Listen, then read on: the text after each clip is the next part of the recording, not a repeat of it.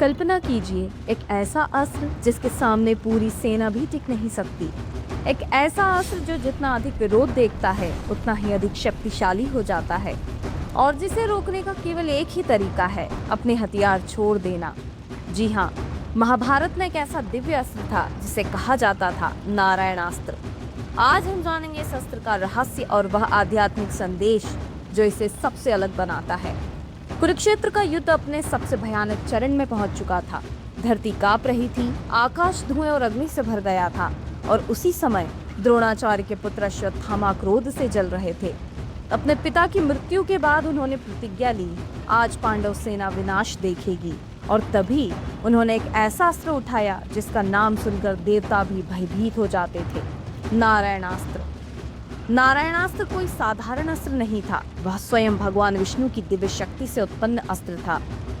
जब यह अस्त्र छोड़ा जाता था तो आकाश से हजारों अग्नि बाण बिजली की तरह टूट पड़ते थे। हर बाण एक योद्धा को खोजकर उसका विनाश करने के लिए दौड़ता था, लेकिन इसकी सबसे रहस्यमयी शक्ति थी, यह अस्त्र विरोध से और अधिक शक्तिशाली हो जाता था। जितना कोई योद्धा इसके सामने लड़ने की कोशिश करता, उतनी ही इसकी अग्नि और प्रचंड हो जाती। अश्वत्थामा ने मंत्र उच्चारण किया और नारायणास्त्र आकाश में प्रकट हो गया। पूरा आकाश अग्नि से भर गया। हजारों दिव्य अस्त्र पांडव सेना पर टूट पड़े। योद्धा भयभीत हो गए। कोई समझ नहीं पा रहा था कि इस विनाश को कैसे रोका जाए।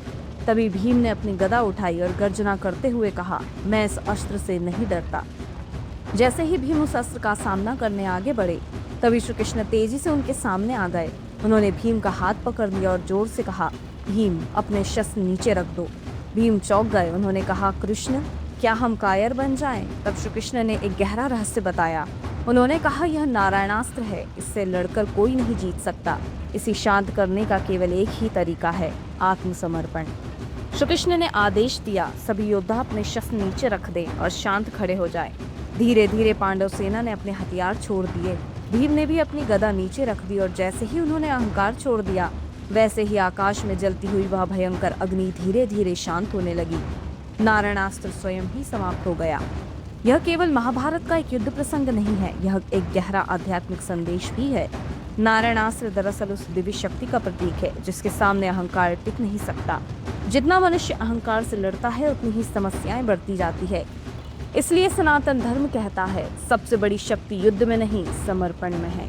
क्योंकि जहां अहंकार समाप्त होता है, वहीं से शुरू होती है नारायण की कृपा।